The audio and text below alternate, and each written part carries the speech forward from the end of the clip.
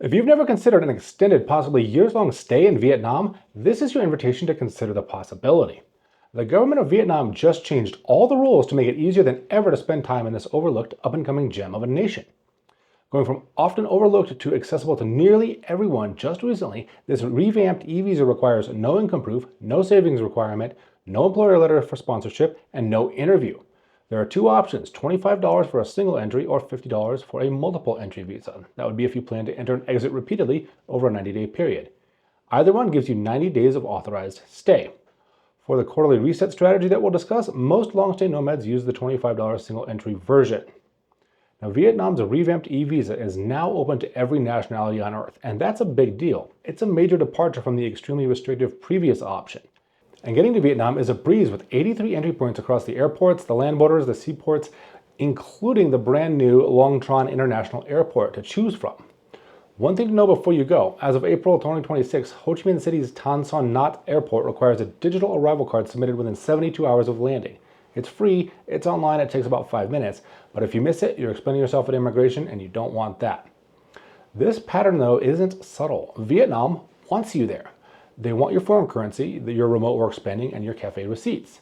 They just haven't built a formal visa category to say so yet. That gap between what Vietnam is doing and what Vietnam is calling it, that's where the opportunity lies in this visa. Vietnam doesn't have a digital nomad visa like we know with other countries. Every travel blogger will tell you that that's a problem for long-term stay. It's not. What they have is an e-visa so cheap and so frictionless that a formal nomad program is almost beside the point. While countries across Europe and Latin America are raising barriers, adding income floors, and demanding proof that you won't burden their social systems, Vietnam is widening the door. 3 things that you need to know about this new program, though. First, how the e-visa actually works as a digital nomad setup, step by step with the real numbers. Second, what a full year in Vietnam actually costs when you add up the visa fees, the quarterly border runs, and the cost of living, which might make your US rent look like a hostage situation. And third, the truth about what the visa actually is and isn't under Vietnamese law. Because the headlines about Vietnam's new golden visa and their talent visa are misleading almost everyone who reads them. This one is no different. You begin your journey by applying online at evisa.gov.vn. It's the official government portal. It's not a third-party site, it's not an agency charging a fee. Make sure you don't end up with one of those. I'll post a link to the official portal in the description. You provide a passport scan, a photo upload, you select your entry point, and then you pay. 3 to 5 business days later, you get a PDF in your email. You print it and you're ready to jet. You fly to Da Nang, Hanoi, or Ho Chi Minh City. Your 90 days in Vietnam start then. You'll have fast Wi-Fi, 50 to 100 megabits per second in any decent cafe in the country. A modern studio apartment with a pool and a gym, that will run you about $400 a month. Pho for breakfast costs about $2. You'll eat better for $3 than most Americans eat for $30. So you'll settle in, you'll build your routine. About day 85, you book a $100 round-trip ticket to Bangkok. Spend a long weekend exploring Angkor Wat or eating pad thai on the Yaowarat Road. You apply for a fresh e-visa from your hotel the night that you arrive. You wait the 5 days for your approval, and then you fly back to Vietnam. Your clock resets, and you have 90 more days in the country. That's your entire immigration strategy. 4 cycles a year, and the most complicated part is choosing which city to fly to for your vacation every 3 months. Not exactly the worst problem to have. Now, the annual math. Visa fees. 4 cycles at $50, we'll use the high-end estimate, $200 a year. That's it. Thailand, to compare, destination's visa charges $300 in application fees alone, plus roughly $14,500 in savings proof just to qualify, to give you some perspective about how accessible this really is. Vietnam will never ask you about what's in your bank account. For your visa runs, budget flights within South Asia run about $80 to $160 round trip. One night in a guest house, anywhere from $20 to $50. Call it $200 to $400 per trip times 4, $800 to $1,600 a year, depending on how luxuriously you like to travel. And these days aren't wasted. You're building a regional travel portfolio, checking items across Southeastern Asia off your bucket list. Siem Reap, Bangkok, Kuala Lumpur, Bali, your quarterly visa run is most people's dream vacation. And then for your living costs, rent is anywhere from $300 to $500 a month for a well-appointed 1-bedroom apartment in a desirable neighborhood. Food, coffee, groceries, another $200 to $400.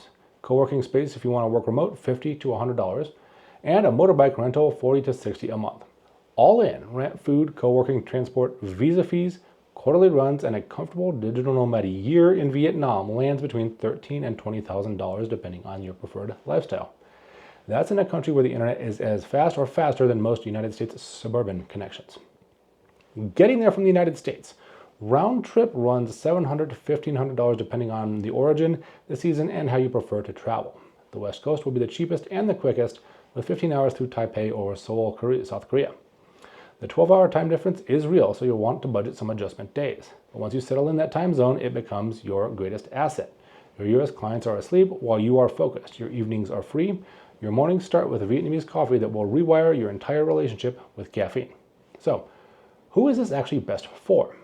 If you're curious about the remote lifestyle, if you've heard about nomadic lifestyles and you've watched a bunch of YouTube videos, but you've never pulled the trigger, Vietnam is your $25 visa test drive. A single entry, 90 days, see if the lifestyle fits. If it doesn't, you spent less on that experiment than you'd spend on a nice dinner back home. It's low risk, but high information. If you're already nomadic and you want the cheapest, most friction-free home base in Southeast Asia, Vietnam is your $200 a year operating cost choice. That's cheaper than a monthly gym membership in most American cities. But be sure to understand what you're buying. Time and a place, not status in a system. This is not a permanent residency. This is not a path to citizenship or a second passport. And if you treat it like it is, there are legal and tax consequences that most people don't discover until they're already on the ground. I'll get into exactly what those are in a moment, because this is where the real value of this video lives. What this visa does give you right now, today, is access to one of the most underrated countries in Asia. Da Nang is your starter city. It's a beach town. It's walkable. The An Thuong neighborhood has the co-working density that will remind you of places in San Francisco, Austin, or New York, while the nearby Mai Kea beach is 6 kilometers of pure sand to pad your downtime. If you've never done the Nomad thing, this is where you learn whether or not you're built for it in the perfect conditions. Ho Chi Minh City is the cultural and financial engine of the country. District 1 will be the central convenience play. Thao Den in District 2 for the expat ecosystem. District 3 for the same vibes that the locals live in, but at half the price of what you're used to. The best internet infrastructure in the country will also be found there. If you need to be productive at scale, this is the city you'll want to show up in. And then there's Hanoi, the one that actually surprises people. You get 4 real seasons. The Old Quarter is one of the most atmospheric neighborhoods in Southeast Asia. Known to many a foodie, the street food is considered to be the capital of the world there. It's cheaper than Saigon, a bit harder to navigate, but more rewarding when you do. I have an upcoming city-by-city breakdown, the neighborhoods, the budgets, the co-working spots, the works. And there's only one way to make sure that you're here to see that. Those 3 cities alone make Vietnam worth exploring. But exploring is not the same as building a life. The e-visa is a brilliant lifestyles tool, but it's not a status play. If your long-term goal is a second passport and the protection that survives the next time a country rewrites its rules, the e-visa doesn't give you that. But what it does give you right now is a low-cost, high-quality base of operations while you build that strategy in parallel. The smartest move isn't choosing between a great lifestyle and a solid passport plan, it's running both at the same time. A lot of people who end up on the Vietnamese talent visa or the investor route later started exactly where you are, testing Vietnam on the e-visa. The ones who get the best outcomes map it out properly from day one. Grab one of our do-it-yourself guides or book a strategy call, because the people who do get the results that they want. And now, to talk about those headlines. You've seen the articles. Vietnam launches 5-year golden visa for skilled workers. Decree 221 of 2025. It sounds incredible. A 5-year multiple entry talent visa. Who wouldn't want to sign up for that? But here's where the headlines skip.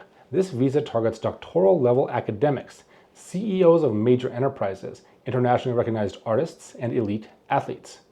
You can't even apply on your own. A Vietnamese institution has to nominate you. So if you're a freelance developer or a remote marketing consultant, this visa has no idea that you exist. It's not for you. The yet to be approved golden visa that a lot of people are excited about is a VIP visa, and most digital nomads aren't going to qualify for that based on the income requirements alone.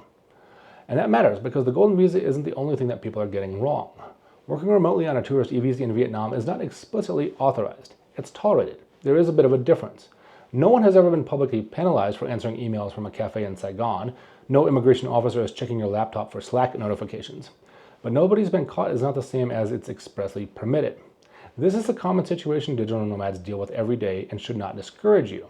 It's just something that you should be aware of. Additionally, keep close track of your 90-day window and do not overstay. Vietnam raised its overstay fines to roughly $1,500 in 2026, and the overall enforcement trend is moving in one direction, tighter, not looser. And then there's a tax line that nobody talks about. Spend 183 days or more in Vietnam in any 12-month period and you become a tax resident of Vietnam. They have progressive rates from 5 to 35% on worldwide income. Now, is Vietnam's tax authority currently chasing freelancers earning dollars from US clients? No, but the legal exposure does exist. So run your day count accurately. If you're an American, you owe US taxes regardless, but the foreign earned income exclusion covers up to $132,900 for 2026, which will handle most Nomad earnings. Be sure to consult your tax professional before departure to understand exactly how your time in Vietnam will impact your tax liability. But here's what changes the entire picture. Vietnam knows it doesn't have a real framework for remote workers yet. The talent visa was phase 1. A 10-year investor visa is under government review right now. A broader golden visa program is being discussed at the prime ministerial level. If you want to hear more about that visa, then check out the provisional details in this golden visa comparison video that I made last year. Now, we are bullish on Vietnam because they are building this system in real time and demonstrating a desire for applicants. And here's what that means for you. If you spend time in Vietnam, you build skills, you develop credentials in tech or creative industries or business leadership, you might just be positioning yourself to qualify for a talent visa when those open up. Many existing programs factor in demonstrable real-life ties to their country when deciding on approving your future applications for more substantial programs. Don't just use Vietnam as a cheap place to sit with your laptop. Use it as a launchpad. Build a resume that qualifies you for the real visas when they arrive, the permanent ones that allow you to stay there indefinitely. That's not just a lifestyle move, that's a long-term strategy. Vietnam is part of a wave across Southeast Asia with countries competing for remote workers, building and refining visa programs as we speak. The full city-by-city guide is coming, along with a deep dive companion article. Make sure you're here to catch both. Vietnam won't stay this accessible forever. The worldwide trajectory on visas is clear. When something is too good, it does not last. But as of now, there is opportunity, there is infrastructure being built, and when the formal framework arrives, the requirements will most certainly be higher than what exists right now, which makes right now the perfect time to act. Remember, the right information makes it all possible. I'm Brad with Evolution Expats, and I'll see you in our next video.